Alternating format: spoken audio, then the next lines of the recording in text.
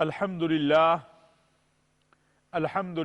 رب العالمین والصلاة والسلام علی سیدنا و مولانا محمد وعلی آلہ واصحابہ اجمعین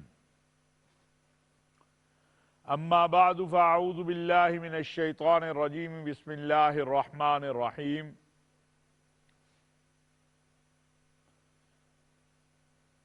وَلَا تَقْتُلُوا أَوْلَادَكُمْ خَشْيَةَ إِمْلَاقٍ صدق اللہ مولانا العظیم۔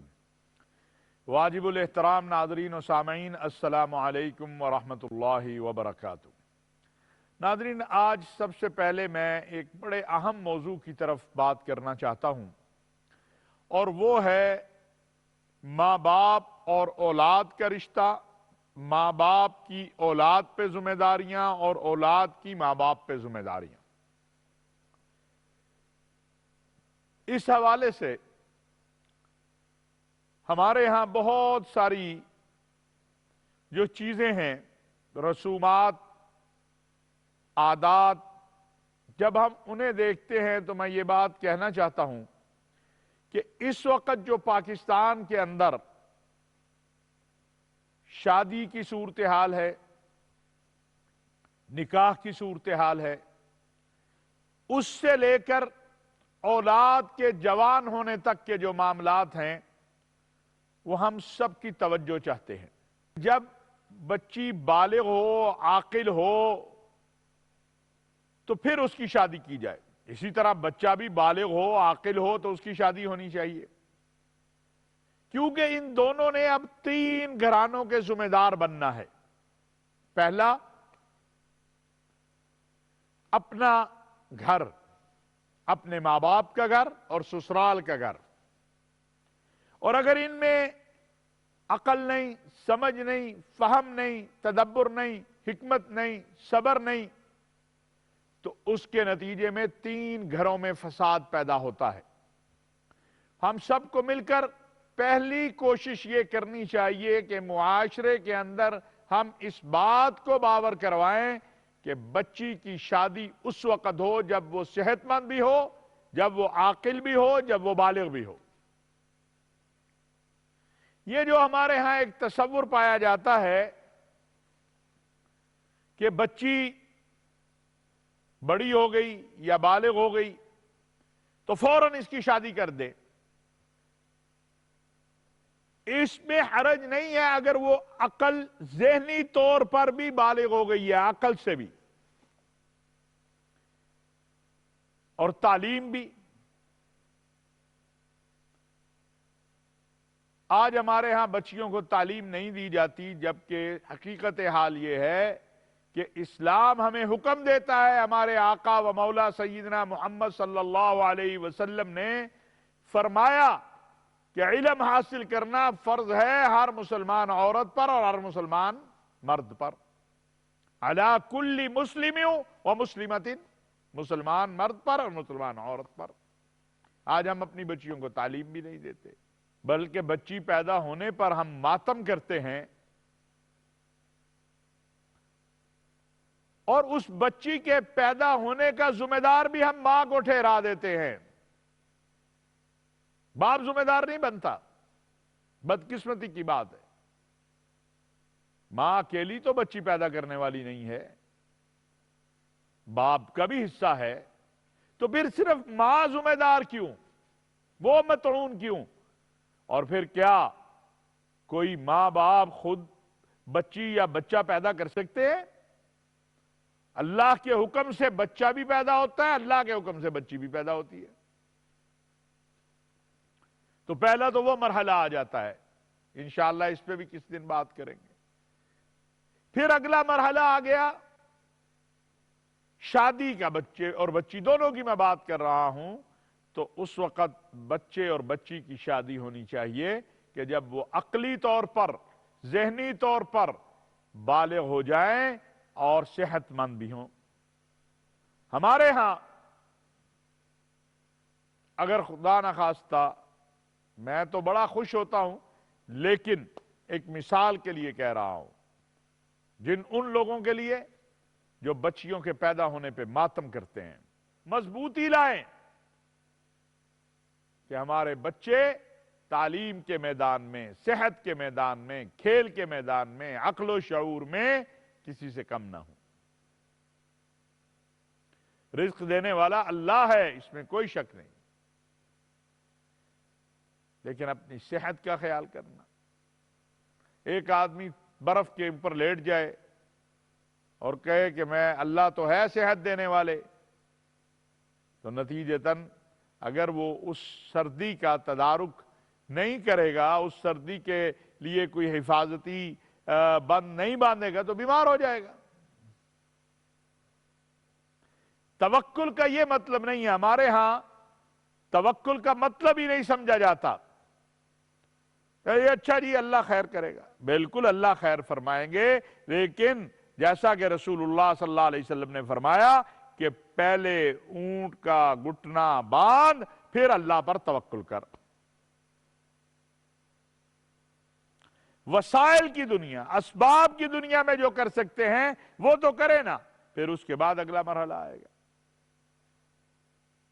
تو میں نے سوچا کہ آج ہم اس پر تھوڑی سی بات کریں۔ جاتا یہ اچھا جی اللہ خیر کرے گا، بالکل اللہ خیر فرمائیں گے، لیکن جیسا کہ رسول اللہ صلی اللہ علیہ وسلم نے فرمایا کہ پہلے اونٹ کا گھٹنا باندھ پھر اللہ پر توکل کر۔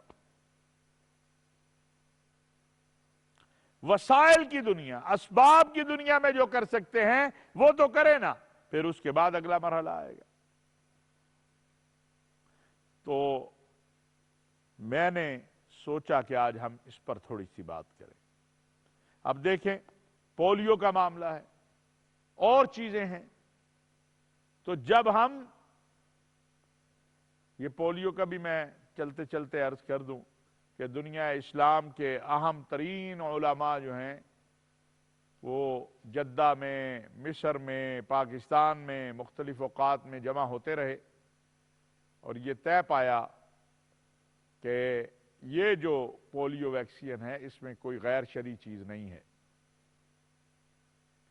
اور اپنے بچوں کو اگر کوئی والدین اپنے بچوں کو پولیو کے قطرے نہیں پلاتے اور وہ اپاہج ہو جاتے ہیں بچے، تو وہ عند اللہ کے ہاں بھی مجرم ہوں گے اور لوگوں کے ہاں بھی مجرم ہوں گے۔ یہ بھی خیال کرنا چاہیے، اس طرف بھی توجہ دینی چاہیے۔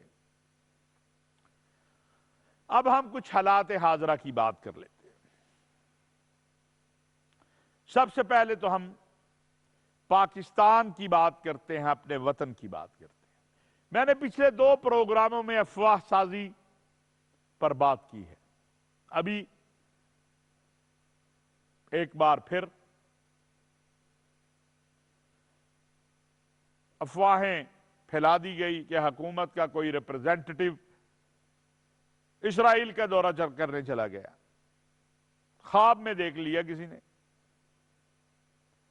بھئی جب وزیر اعظم پاکستان، صدر پاکستان، پاکستان کی ریاست، افواج پاکستان سب کہہ رہے ہیں کہ جب تک فلسطینیوں کی آزادی کا مسئلہ حل نہیں ہوتا، فلسطینیوں کو آزاد ریاست نہیں مل جاتی، فلسطینیوں کو ان کا حق نہیں مل جاتا، اس وقت تک ہم اسرائیل کو تسلیم نہیں کریں گے۔ تو پھر اس کے بعد یقین نہ کرنا کہ جی وہ اسرائیلی اخبار نے لکھا۔ مجھے بڑی اس پر میں ایک جملہ کہنا چاہتا ہوں کہ آپ کو اپنے مسلمان بھائی کی بات پہ اعتبار نہیں ہے، جن کا آپ مذمت کر رہے ہیں اور جن کے لیے اپنے مسلمان بھائی کو مطعون کہہ رہے ہیں اور کر رہے ہیں، ان کی بات پر اعتبار ہے آپ کو۔ عجیب بات ہے، انا للہ و انا الیہ راجعون۔ ہم جب عمران خان صاحب کے ساتھ بیٹھتے ہیں اور فلسطین کا مسئلہ آتا ہے تو ان کا ایک جملہ میں ساری دنیا کو بتانا چاہتا ہوں، وہ یہی ہوتا ہے کہ ہم نے اگر یہ سوچا بھی تعلقات بنانے کا تو ہم اپنے اللہ کو کیا جواب دیں گے۔ اور اسی طرح ہمارے یہ بہت اہم پہلو ہے کہ ہمارے سیاسی اور مذہبی قائدین جو ہیں وہ ملک کی داخلی سیاست میں اپنی محرومیوں یا ناکامیوں کا بدلہ اس طرح لینا چاہتے ہیں کہ وہ دوست ممالک کے نام لیتے ہیں اور ان کی طرف ایسی باتیں منسوب کرتے ہیں جس کا ان سے کوئی تعلق ہی نہیں ہے۔ الحمدللہ پاکستان کا چائنا سے، سعودی عرب سے، امارات سے، عرب اسلامی دنیا سے بہت اچھا تعلق۔ اگر اچھا تعلق نہ ہوتا تو یہ OIC میں ہمیں اس طرح کامیابی ملتی؟ اس کا تو ذکر نہیں کرتے ہیں دوست لوگ۔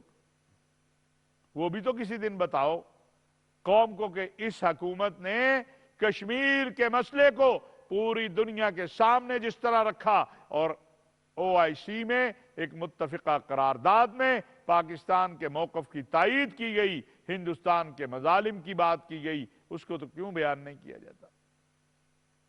جو ہندوستان میں جو کچھ ہو رہا ہے، جس طرح وہاں اقلیتوں پر ظلم ہو رہا ہے، وہاں پر مسلمانوں سے زمینیں چھینی جا رہی ہیں، وہاں پر مسیحیوں سے زمینیں چھینی جا رہی ہیں، وہاں پر عبادت گاہوں پر حملے ہو رہے ہیں، اور ہندوستان جس طرح عالمی دہشت گرد تنظیموں کی مدد کر رہا ہے، یہ لوگ جو ہر وقت اس جستجو میں رہتے ہیں کہ پاکستان کے خلاف کوئی بات ان کو مل جائے، پاکستان کے سلامتی کے اداروں کے خلاف، حکومت کے خلاف، ان کو میں دعوت دیتا ہوں کہ وہ کبھی اس پر بھی تحقیق کریں کہ کیا موجودہ حالات کے اندر جو نازی ازم سے زیادہ ظلم و بربریت ہے جو ہے وہ اس وقت ہندوستان میں نہیں ہو رہی۔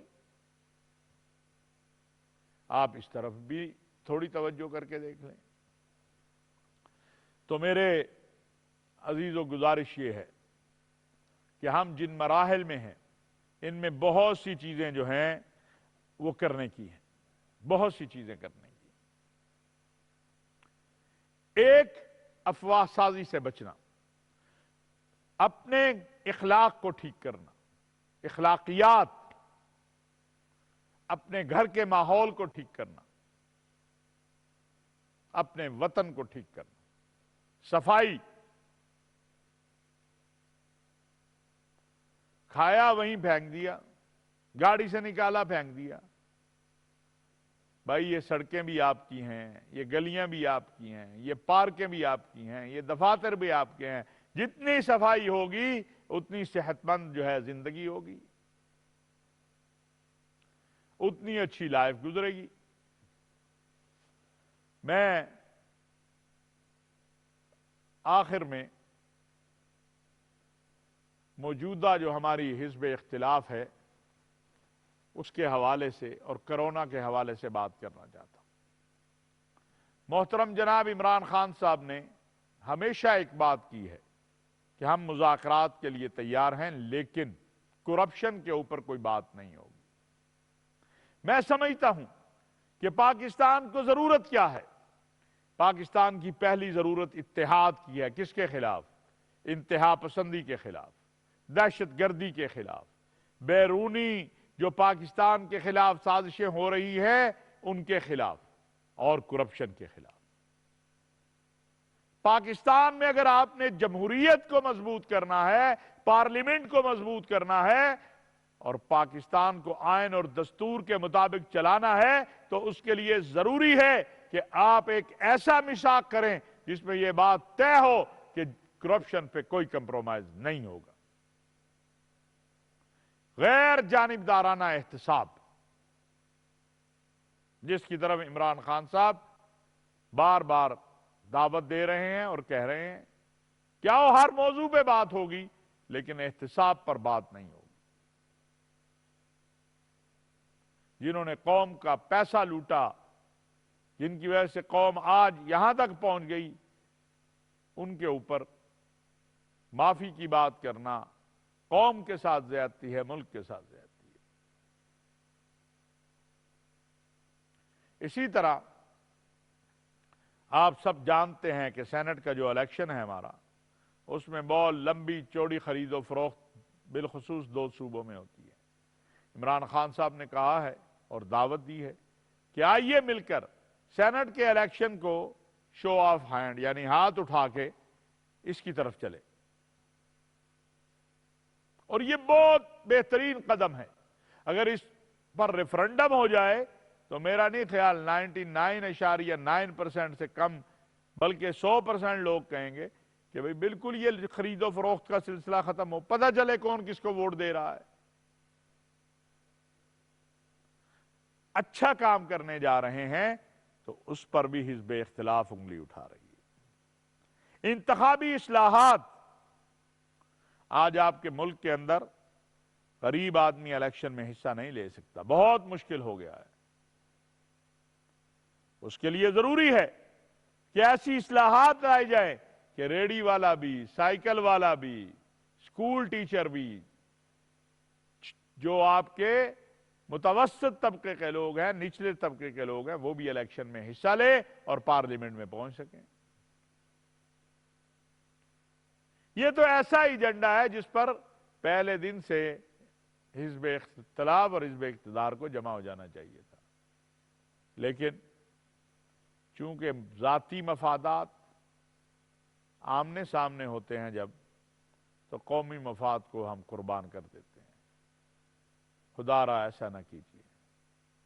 میں آخر میں شہداء اے پی ایس اور تمام جو لوگ 16 دسمبر سانحہ اے پی ایس اور ملک کے اندر جن جن لوگوں نے دہشت گردی اور انتہا پسندی کے سامنے جانیں اپنی قربان کی، انہیں سلام پیش کرتا ہوں۔